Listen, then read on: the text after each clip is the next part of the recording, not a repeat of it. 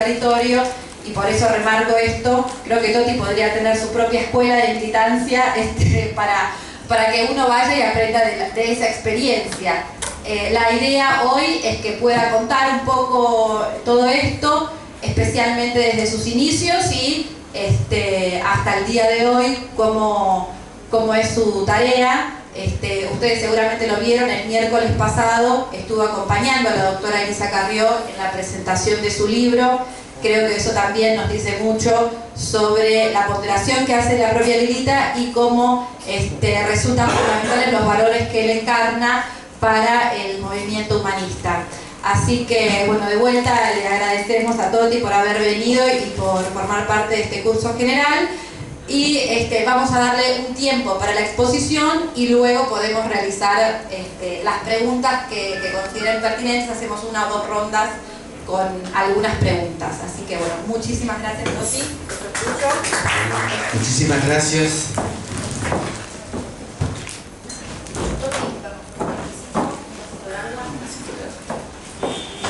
La verdad que para mí es un orgullo estar aquí en el Instituto Hannah Arendt, donde durante muchos años se vino elaborando política y se vino sacando conclusiones que me parece que son absolutamente innovadoras para el pensamiento humanista y que ha permitido a la doctora Carrió fundamentalmente poder exponer y a los que permanentemente están tomando el curso poder transmitir, argumentar y buscar la mejor forma de encarar la tarea militante de transformación del país.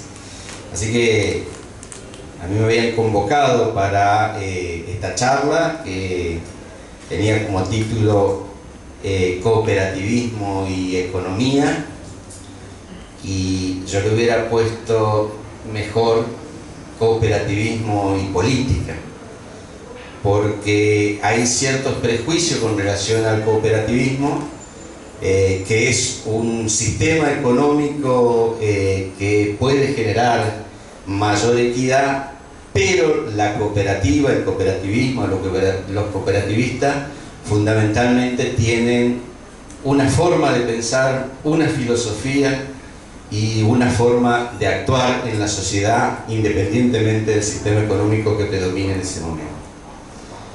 Yo me voy a referir, a lo mejor el ejemplo de la cooperativa La Juanita lo conocen, quizás nosotros acá, aprovechando este ámbito académico, podemos entender el porqué de las cosas que hacemos en la cooperativa La Juanita y no tanto me voy a detener en la anécdota o en contarle las cosas que se hacen, sino más bien analizar desde dónde partimos para sacar estos pensamientos que hoy podemos llevar a la práctica. Porque el cooperativismo es eso, es una práctica. Cooperar es una condición que tenemos los seres humanos y que inclusive es anterior al cooperativismo. Se podría decir que desde el punto de vista filosófico el cooperativismo toma aquellas relaciones entre las personas que vienen de etapas anteriores de la propia modernidad, es decir, que viene de la antigüedad, cuando se hacía naturalmente la cooperación y los bienes que se producían eran al servicio de la comunidad y no tenían en su propio fundamento la necesidad de obtener ganancia. Es decir, aquellas sociedades donde la cooperación era el proceso fundamental de las relaciones, es lo más parecido a lo que nosotros queremos decir cuando decimos cooperativo. Y tienen sus orígenes históricos allá por 1840, cuando lo que se conocen como los pioneros de el inglés me va a sonar mal, de Rodel, hacen su primera cooperativa de trabajadores que arman en este pueblo de Inglaterra y empiezan a desarrollar esto como una propuesta innovadora para sus tiempos y se van asociando con otros y van generando este movimiento social que empieza a ser tenido en cuenta por los pensadores de la época. Las cooperativas tienen algo muy particular. No es muy querido por los sectores capitalistas porque consideran que esta propuesta de distribución equitativa aparece como subvertiendo el orden capitalista donde el eje central es la ganancia y las cooperativas dicen que el excedente tiene que ser repartido entre todos. Subvierte esta concesión, pero tampoco es muy querido por los revolucionarios, digamos, ¿no?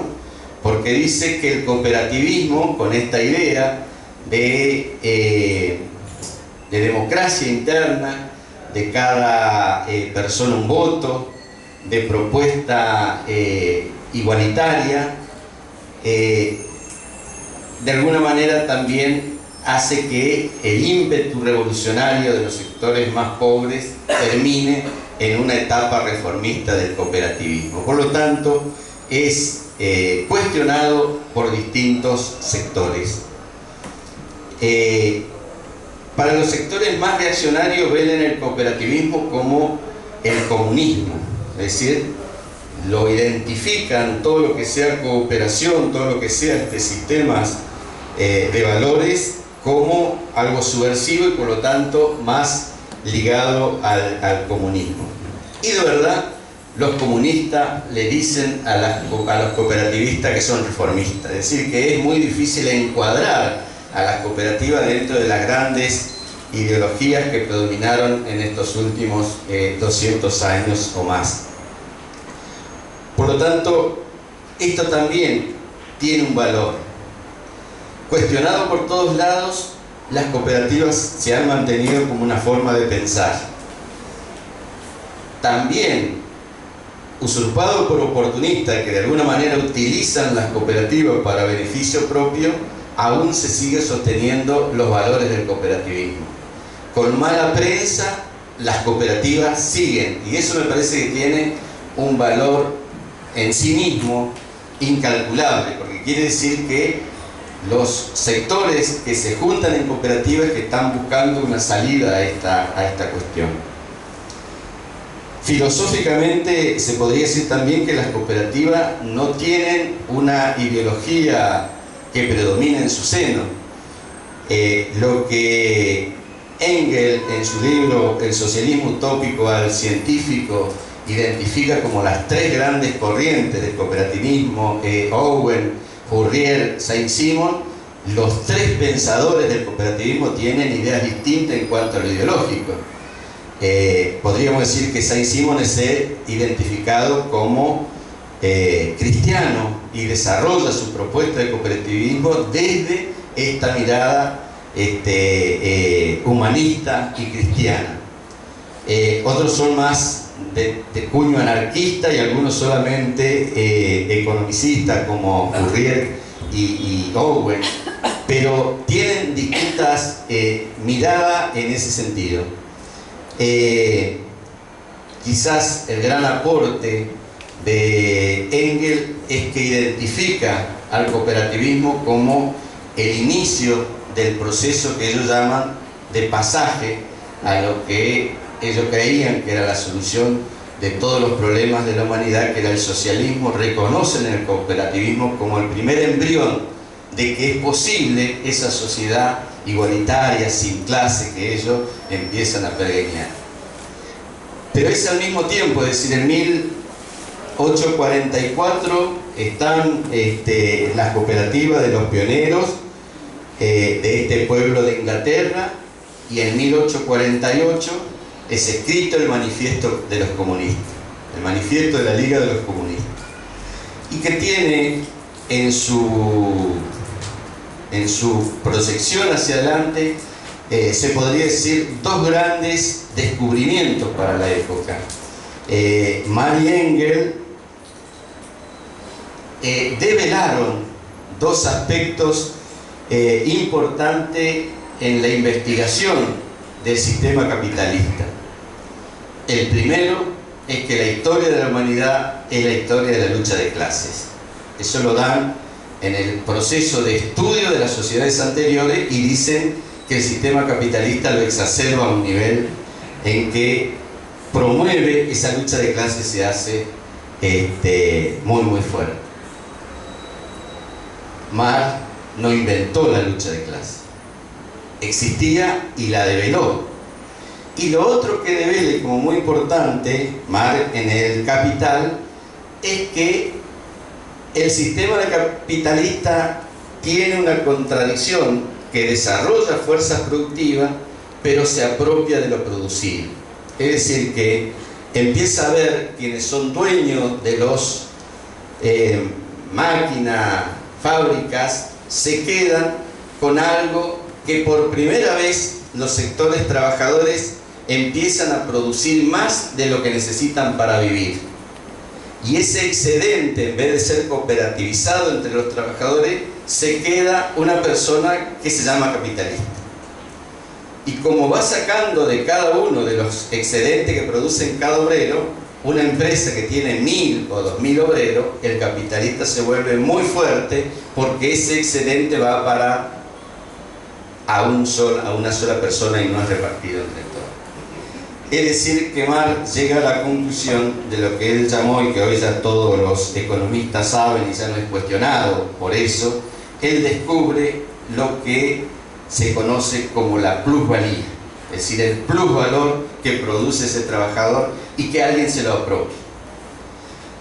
El cooperativismo no viene a cuestionar el sistema capitalista en su modo de producción.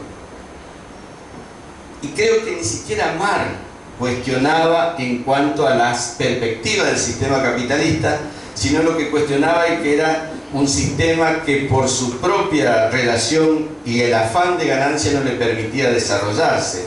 Por lo tanto, era un sistema de escasez, es decir, que no producía los bienes suficientes para la humanidad si no le daba ganancia. Por lo tanto, era mezquino y, de alguna manera, el sistema había entrado en una etapa en donde ya no servía más para la humanidad. Y por eso aparecen estas formas cooperativas, digamos, al mismo momento que se da este debate. Y este es un debate intenso, muy intenso, tanto es que la idea del marxismo termina siendo quienes predominen en los sectores más politizados de la época. Pero yo quiero señalar una cosa del manifiesto de la Liga de los Comunistas escrito en 1848.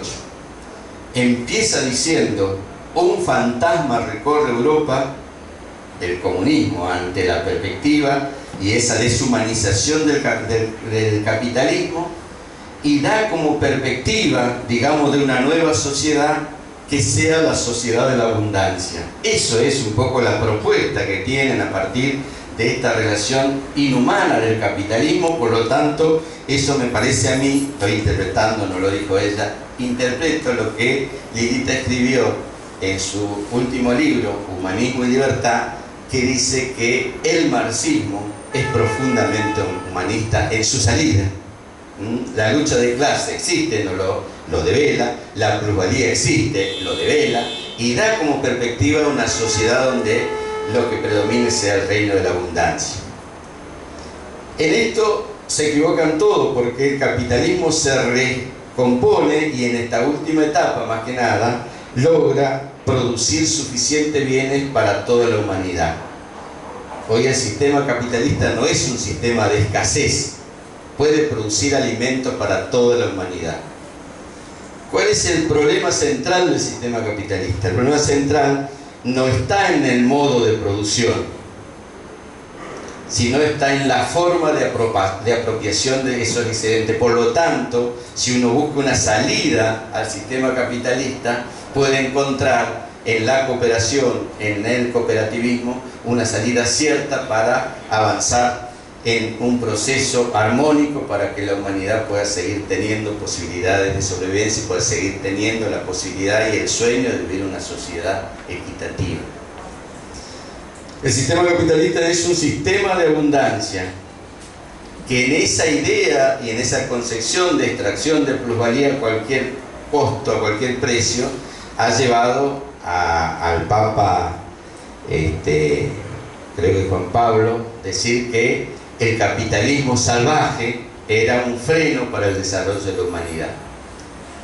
Y también nosotros vemos hoy que si no tenemos ciertos recaudos para, por ejemplo, la extracción de mineral, vamos a llevar a una destrucción del planeta. ¿Y por qué se extraen minerales? ¿Por qué se hacen estas minas a cielo abierto contaminando todo? Solamente por una premisa: el afán desmedido de obtener ganancias. Pero hay otra cuestión más también que nos pega, y esta semana nos pega muy fuerte. ¿Por qué se produce droga y se consume droga y se incentiva droga? Es que lo piden los consumidores, no se incentiva porque eso produce una enorme ganancia, y bajo este sistema esto va a seguir existiendo a no ser que haya un cambio en la cultura y un cambio en la manera de pensar de la humanidad. Lo mismo que las armas. ¿Por qué se producen armas?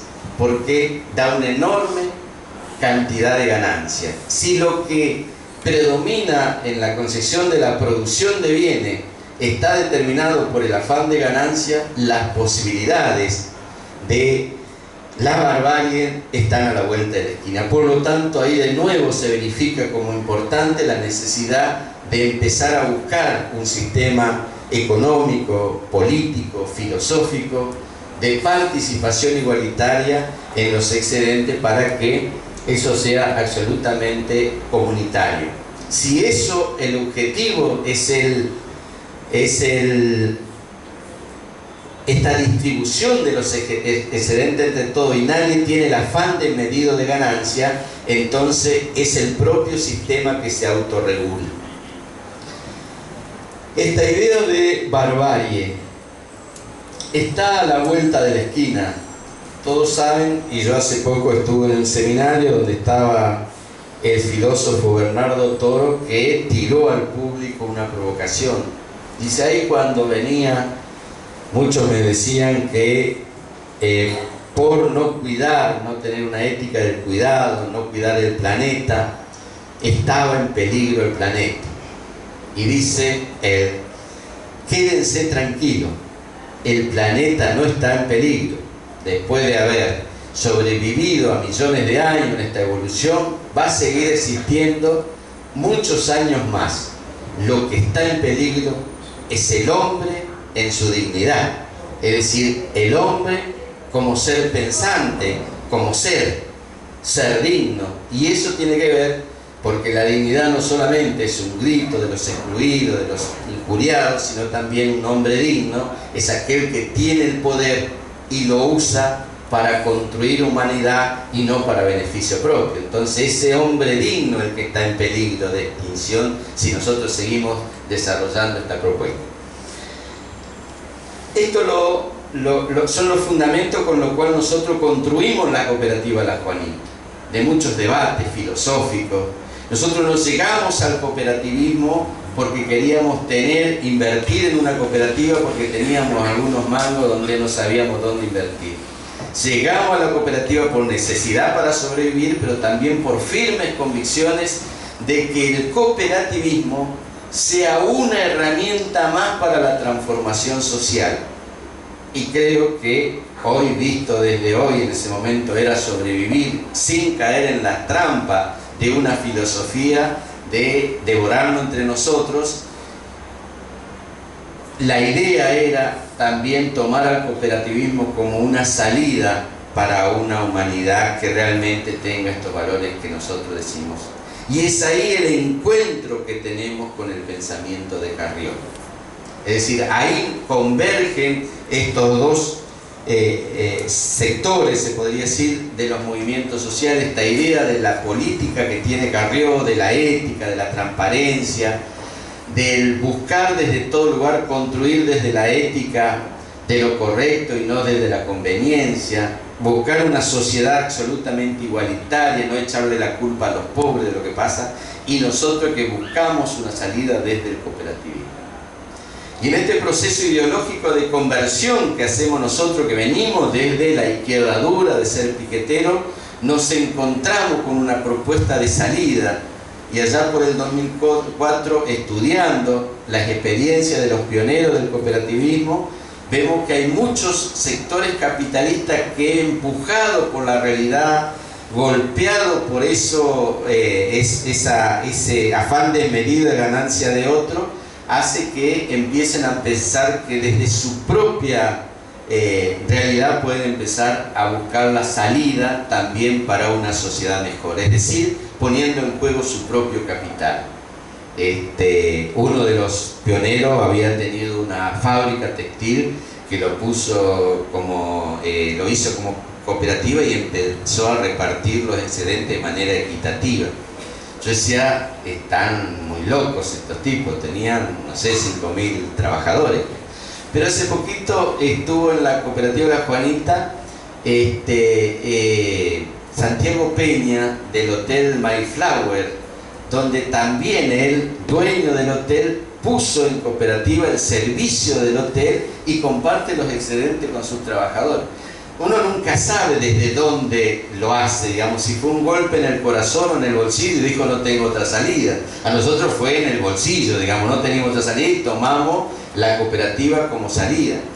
Pero es muy importante ver de que el cooperativismo puede cambiar. Y el cooperativismo también es un movimiento político, no partidario. Y acá viene, se confunde. Y nosotros, si no nos paramos también desde la política, estamos cediendo a la cultura dominante de confundir cooperativismo con partido político. En esta idea de que todos los cooperativistas son comunistas, los de la derecha dicen no me quiero juntar. Y en esta idea que todos los cooperativistas son reformistas, los de la izquierda dicen ahora en las cooperativas hay de todo. Y eso es lo bueno, porque parte de sus principios es que sea absolutamente no partidario, aunque sí es un movimiento político, filosófico, de transformación social muy profundo, y más profundo en esta época.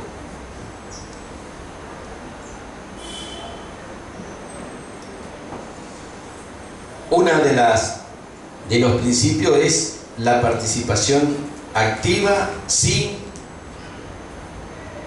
que sea un cuestionamiento su manera de pensar en cuanto a lo partidario ni en cuanto a lo religioso. Y eso es una premisa del cooperativismo, es un principio. Quien se salga de ahí está saliendo del cooperativismo. Lo otro que tiene como muy importante que es una organización absolutamente democrática. Ahí cada socio es un voto, no importa cuánto aportó, porque las cooperativas también aportan a su creación dineros o bienes para conformar esa cooperativa y van aportando todos los meses como parte de los excedentes. Y tiene una cuestión fundamental que por qué se explica también La Juanita cuando uno toma al pie de la letra los valores y principios que dice sustentar. Es por principio que las cooperativas tienen que destinar por lo menos y por ley el 5% de sus excedentes totales a desarrollar la capacitación, la educación de sus miembros, de la comunidad o de otra cooperativa. ¿Y por qué? Porque entonces se está viendo hasta dónde hasta dónde uno es cooperativista. Es hasta dónde uno está sosteniendo con la acción este principio de desarrollarnos para ser mejor como persona. Porque la educación sigue siendo la herramienta más importante de nivelación, de posibilidades, de oportunidades para mejorar la calidad de vida de la gente. El cooperativismo lo tiene como principio y está incorporado a la ley sobre cooperativas. Algunas cooperativas tienen mucho más que el 5%. Esos son mejores cooperativas.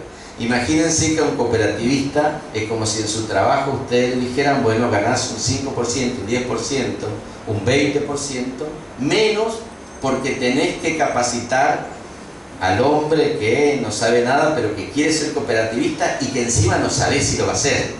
Pero vos tenés la obligación de hacerlo porque es un principio del cooperativismo. Esto es muy importante porque de esta manera también uno se plantea la posibilidad de empezar a construir un sistema de valores ligado a la vida cotidiana. Y en este sentido sale de lo que es la política partidaria, donde el partido te propone una serie de propuestas para cuando llegue al poder. Y entonces vos con tu voto, con tu militancia, le extendés un cheque en blanco para decir a este muchacho cuando llegue va a cambiar la cosa. El cooperativismo tenés que hacerlo desde el momento en que entrás, dejando un parte de tus excedentes para educación o cooperando con los demás para poder desarrollar la cooperativa. Entonces no necesitas darle ningún cheque en blanco a nadie, sino que desarrollar tu propuesta en concreto.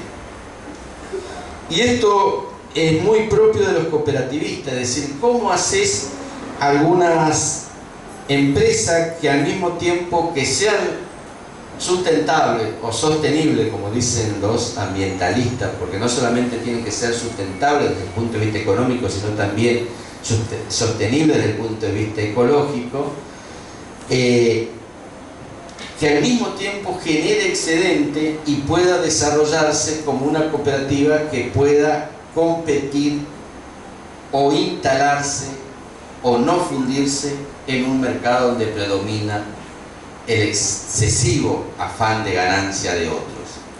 Y donde el consumismo empieza también a definir qué es lo que vos tenés que consumir y donde la relación del precio empieza a tener un valor fundamental. Y entonces el excesivo afán de ganancia lleva a una locura del sistema capitalista de producir cada vez a menor precio, aunque sea en desmedro de la calidad del producto, pero también de la calidad de vida de las personas y también de la calidad del planeta. A mí me decían que, por ejemplo, todo lo que ha sido la tecnología con el cuarzo, los celulares, los relojes, todo es muy pequeño lo que se produce, ¿no? El corazón de esta tecnología es como un granito de arena encontrado en algún lugar, es decir, que vos con una parada tenés millones de pesos y lo procesás ahí técnicamente. Ahora, eso ha hecho que se inundara el mundo de tecnología muchas veces inservible. Otras veces sirve, y sirven por momentos. El Facebook es maravilloso, menos para José que está acá, no le gusta, pero es maravilloso. ¿Hasta cuándo va a ser maravilloso? Hasta que aparezca otro. Entonces la competencia tremenda hace que cada vez más aparece como mejora en la calidad de vida de la gente, pero que no mejora en realidad porque los excedentes se los llevan solamente los dueños de las marcas o los dueños de las empresas que producen esos bienes.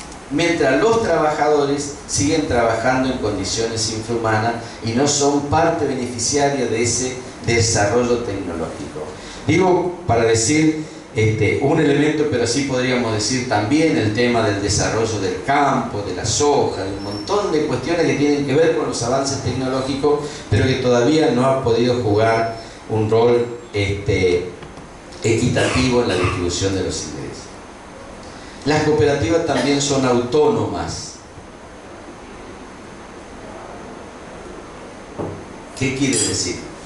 Que no tienen relación con el Estado.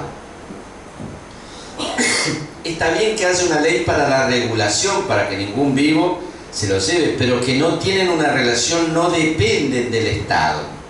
Deberían ser autorregulables. Deberían ser los propios cooperativistas capacitados para desarrollar las tareas gerenciales y de control, los que lleven adelante esa tarea. pero el Estado se introduce en las cooperativas cuando en la sociedad empieza a ver como una salida para desviarlo y cooptarlo. No es un invento de Cristina ni de Kirchner, de Argentina. Argentina trabaja, una distorsión del cooperativismo. Se han hecho en otros países y algunos que me voy a referir en particular, como ha sido Rusia. El Estado se apropia de las cooperativas para usarlas porque tiene una potencia creativa muy importante y lo lleva al callejón sin salida de la utilización para las propias políticas de chantaje a los sectores capitalistas y de también abaratamiento de la mano de obra del propio Estado, como acá se da. Porque el problema de la Argentina Trabaja no son los pobres que toman los planes, ¿eh? El problema de la Argentina Trabaja tiene profundas connotaciones ideológicas que dice que el cooperativismo como una nueva manera de pensar el mundo no sirve porque termina en eso. Y eso no es así. Lo peor que nos pasó en Argentina es que los cooperativistas de mayor trayectoria en la Argentina no hicieron un escándalo. El Instituto Movilizador de Fondos Cooperativos, que nosotros le agradecemos mucho porque nos ayudó mucho a capacitarnos. Ellos no. Ahora, cuando apareció la Argentina Trabaja por intereses propios seguramente, no salió a decir eso que están haciendo es una barbaridad, porque eso no es cooperativismo, porque el cooperativismo, el primer punto es que es una asociación voluntaria. Y estos compañeros que están en las cooperativas Argentina Trabaja están de rehenes, no tienen otra salida. El consejo de administración de estas cooperativas es de un puntero, no es de una comisión elegida democráticamente por todos sus miembros. Y hay veces el puntero utiliza un testaferro, alguna mujer que pone la firma para hacer negocios ilícitos. Y con esto distorsiona el concepto tan importante del cooperativismo. La introducción del Estado en los movimientos sociales le quita la potencia creativa, transformadora, pero ha sido siempre así. Fíjense que en la historia del movimiento obrero, el primer gran movimiento social que aparece en la modernidad, dicen que las grandes corrientes filosóficas que dirigieron el movimiento obrero tienen que ver con esa incidencia del Estado. No, la primera gran organización, que fue esta Liga de los Comunistas, se divide allá a principios del 1900, 1913, 14, con una organización de trabajadores que después devino en la socialdemocracia. Porque la introducción del Estado en los convenios colectivos que se iban haciendo, no sé cómo se llamaban en ese momento, pero digo, iban generando un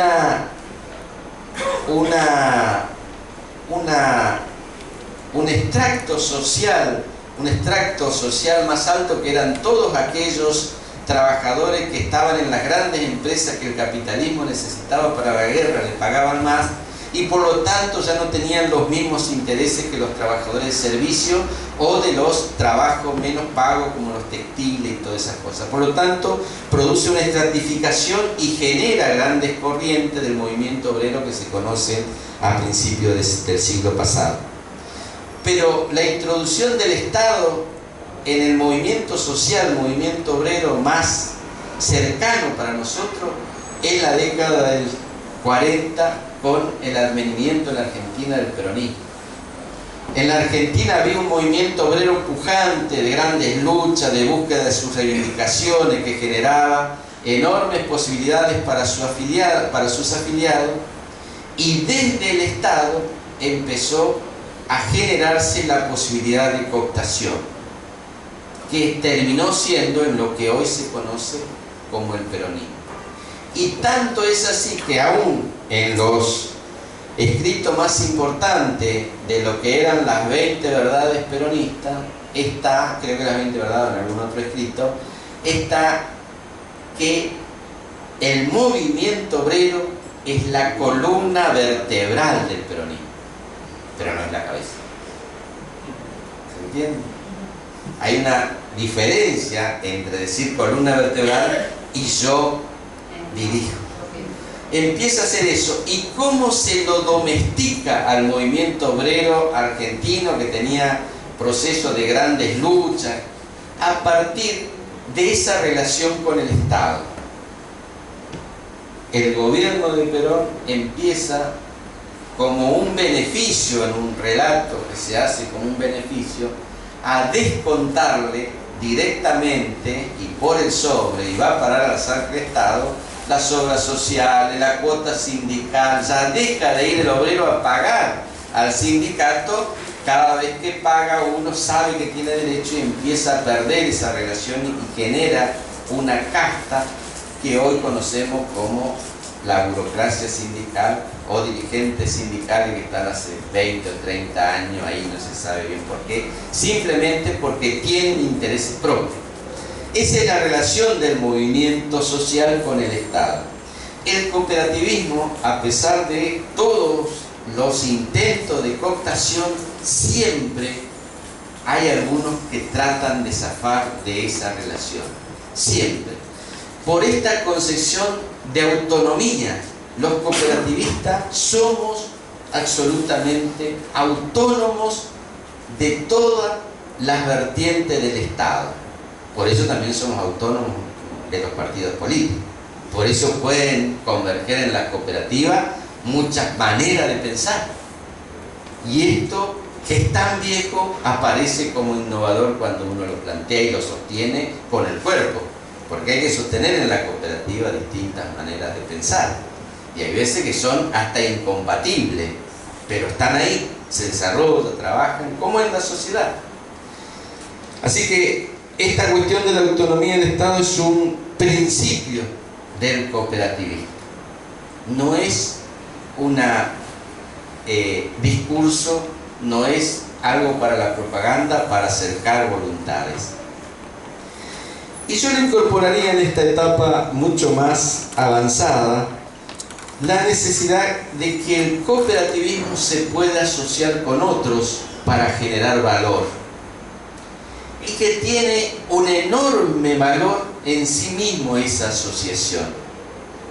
Porque empieza a instalarse no como una competencia en el sistema capitalista, sí como develando la injusticia del sistema económico que no es igualitario, pero empieza a asociarse con todos aquellos que quieren que la producción, que la creación de bienes, que la creación de riqueza sea para una sociedad más igualitaria.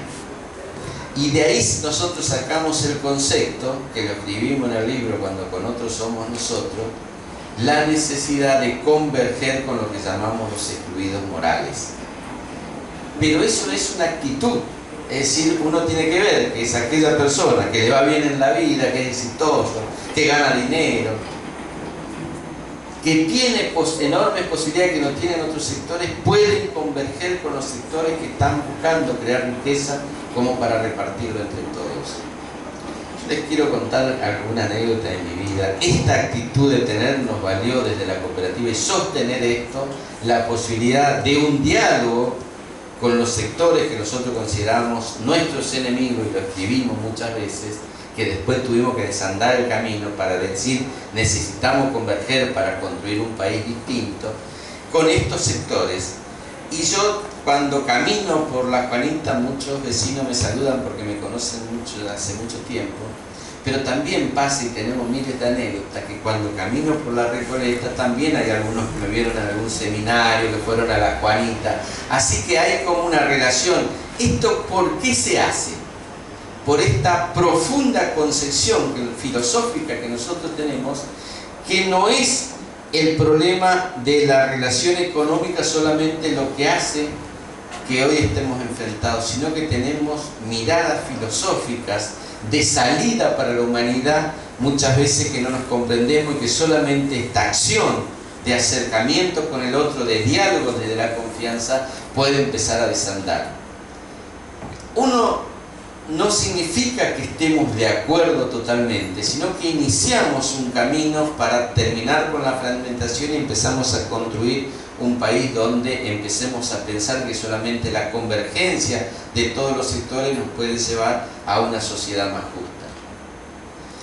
También no lo hacemos desde la concepción material y concreta, que se podría decir desde el marxismo tradicional, donde se combina con la religión. Toda esta forma de amalgama aparente, tiene que salir un nuevo pensamiento, nos parece a nosotros. Tiene que haber una búsqueda de la humanidad de nuevas lógicas de construcción en la política para poder salir hacia un humanismo. Porque también la filosofía del humanismo ha sido tan utilizada como del cooperativismo que hasta uno descree de eso. Pero creo que esta situación objetiva, este análisis de la realidad que hacemos, donde la barbarie está a la vuelta de la esquina, hace algunos años Carrió podría decir, yo mucho menos porque soy menos, tengo menos argumento, lo que iba a pasar. ¿Se acuerdan eso que decía? Van a llorar para que haya ley hace poquito. Fíjense con los linchamientos de hoy. La barbarie no está dentro de 100 años, cuando la sociedad se degrada y lleva a un nivel. No, está acá a la vuelta. Y no es una experiencia solamente que está pasando en Argentina, ya lo han vivido otros pueblos. Hace poco estábamos conversando con una familia que había vivido en Colombia hace unos 10 años atrás, o 15, y nos decían, es una barbaridad lo que pasa en Argentina, y nosotros vivimos en Colombia. Y nos contaban algunas anécdotas. Dice, esto de los sicarios es típico, es el modus operandi que salió con él, que corría por acá por el Palermo, va un amigo, lo señala dándole un abrazo y viene un sicario y le pega, es típico. Pasaba en los bares de Medellín. Vos estabas comiendo en un bar, llegaba uno, le daba un abrazo a un amigo, detrás venía otro y le metía un tiro. Y lo peor es que 10 minutos después seguían comiendo. Nosotros en Codar decíamos, qué bueno, se desocupó una mesa, vio que hay que esperar. Terrible, terrible, terrible. Vamos hacia eso, pero no dentro de 30, 40 años, cuando el sistema se degrada. Mañana. Y acá también aparece esta cuestión de la filosofía, de la cooperación entre todos, de una mirada amplia, no ideologizada, sino más bien amplia como humano, como ser humano digno, en búsqueda de la salida. Yo creo que en este aspecto el cooperativismo tiene mucho que aportar. Yo, para terminar y después dejar paso a las preguntas, porque si no me embalo, estoy tratando de no embalarme, le quería dejar como última reflexión. El cooperativismo es permanente capacitación. ¿Y qué es eso? Es la búsqueda de nuevas herramientas permanentes para la producción, para el desarrollo de la productividad del trabajo en la cooperativa, buceando en que este desarrollo no vaya en contra de la capacidad humana de que sea alienante, sino al contrario, que sea potencializadora de la capacidad humana. Pero al mismo tiempo esto significa un gran sacrificio, significa trabajo capacitarse. Y la capacitación, nosotros decimos, puede estar en un claustro universitario, en un ambiente de pensamiento como o en un barrio, en una villa, en un lugar donde la experiencia concreta también genera muchas conclusiones. Lo que hay que pensar es que uno tiene que ver toda esa realidad con nuevas miradas, es decir, sacarnos el cliché de las categorizaciones que antes teníamos para esta nueva realidad del mundo en que estamos viviendo, que nos acerca a la barbarie. Yo creo que muchas categorías de aquellos pensadores, filósofos, sociólogos que han estudiado la sociedad hace 20 o 30 años, hoy no les sirven. Los propios pensadores de esa polémica que había entre el socialismo utópico y el socialismo científico, no podríamos decir que ganó alguien, porque todo se fue desvirtuando y hoy esa capacidad creativa, intelectual, pensante, también está degradada. Fíjese que el antecedente más importante de la Argentina Trabaja se da en la Rusia de allá de 1920 más o menos, cuando la nueva política económica de Lenin termina con el estalinismo en la cooperativización forzosa de los campesinos. No hay peor cosa que forzar a ser cooperativista, cuando el principio fundamental dice que es una asociación libre. Pero esa cooperativización forzosa era necesaria para mantenerse el poder uno de los regímenes más sanguinarios y menos humanistas, aunque eso no lo hicieran el nombre del capitalismo, sino de la nueva sociedad del socialismo. Por eso, y el cooperativismo, a pesar de eso, podría haber desaparecido como pensamiento, porque con eso llevaba a que los cooperativistas podían ser usados como carne de cañón para sostener uno de los regímenes más sanguinarios que resistió la humanidad. Sin embargo, siguió estando presente como una manera, una forma de pensar la humanidad. Y yo creo que esa es la fortaleza. Si encima converge con todo este pensamiento altruista, este sentir de la dignidad que tiene una comunidad donde la cultura predominante es la judeocristiana, me parece que nosotros estamos construyendo una salida.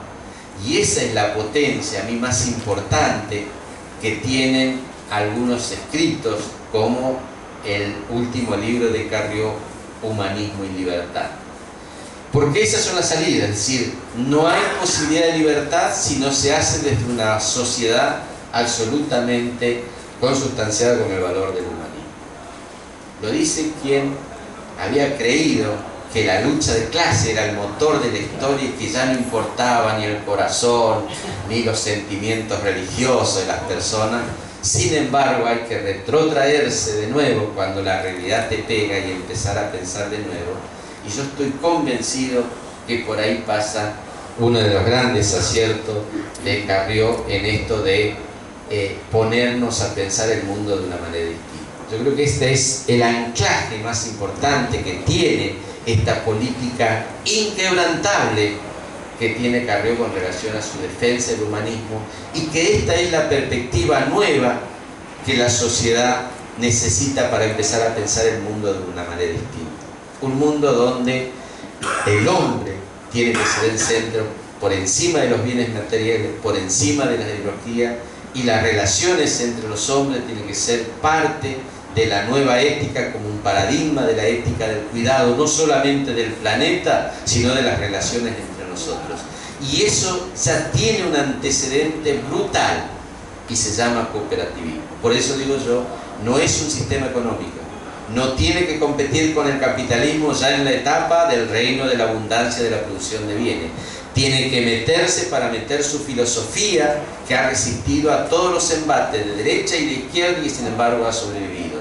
Esta es la esencia en que nosotros nos fundamos para construir la cooperativa La Juanita. Después, si quieren, les cuento algunas anécdotas, pero quería mostrar cuál era el andamiaje más importante de nuestra conducción desde el punto de vista filosófico. Filosofía que no lo tomamos nosotros solos o lo aprendimos solos. Nos fueron enseñando, cada uno de los visitantes que van a La Juanita nos enseñan algo. Cada uno que fue a investigar algo y generó una tesis para su posgrado y nosotros lo leíamos y decíamos, uy, qué bien. Una vez una chica estaba trabajando todo el tema de la autogestión para la Universidad de Bolonia y nos dice, lo que ustedes hacen ya está escrito, dice, el filósofo Rosan Ballón le llama autogestión. Y dijimos, qué grande, mirá lo que hacemos tiene nombre. Y lo incorporamos y estudiamos qué era autogestión. Nosotros repetíamos que somos autogestivos, pero no teníamos ni idea de qué era. Ya estaba estudiado. Lo que pasa es que lo incorporamos y lo transmitimos. Dijimos, la mejor manera de producir riqueza es a través de la autogestión. Eso significa que no estamos dependiendo de otros para hacer nuestros productos que son necesarios para nuestra mejor calidad de vida. Todo está como concepción ideológica, como concepción política, como concepción filosófica. En la realidad es una batalla cultural todos los días. Susana, para decirle que la educación es los niños son el centro del proyecto educativo de la Juanita cada vez que está en la comunidad educativa, todos los miércoles del año, llueva truene, todos los días tiene que hacer malabares para convencer a las madres, porque apenas hay un problema, la madre precisa, la verdad que este chico no me deja pensar, no me deja hacer nada, y cómo voy a cambiar yo, y ya no le interesa al niño.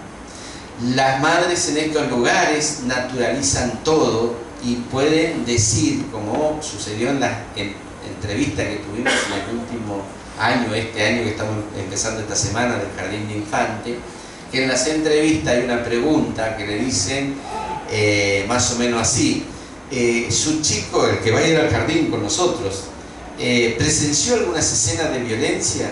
Hace algunos años atrás, esta pregunta lo venimos haciendo y es casi determinante para ver el contexto en que estamos trabajando para producir educación.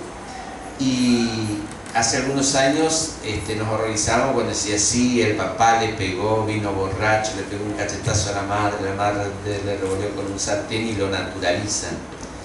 Esta última encuesta, ¿sabe que salió como 2 o 3 veces? Sí, vio matar al chico de la esquina, ahí murió de una puñalada, ya, como algo absolutamente natural. Y yo creo que eso es lo que nosotros decimos: en estos lugares la barbarie está instalada. ¿Cuál es la salida para nosotros? Traerlo a la cooperativa, que vea la importancia que tiene la educación a sus hijos, que se sienta acompañado por otra gente que le puede dar otras herramientas para salir de eso. Eso solamente lo puede producir una empresa social que no está pensando en priorizar las ganancias, sino que está comprometido con el proceso de reconstrucción de los lazos solidarios en su comunidad. Y para eso nosotros decimos, es posible esto. Mire, nosotros tenemos como respuesta, hay miles de personas que quisieran trabajar en esto, que no tienen necesidad de trabajo, que no tienen necesidad de sacar ganancias, pero que sí tienen una gran necesidad del corazón de probarse como humanista, de probarse como ser humano libre. Y esta oportunidad nos da la cooperativa.